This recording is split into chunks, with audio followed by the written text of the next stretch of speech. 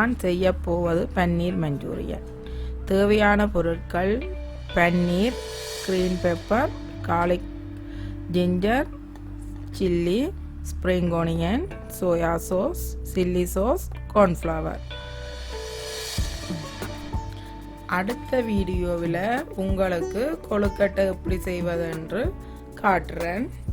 மீண்டும் சந்திப்போம்.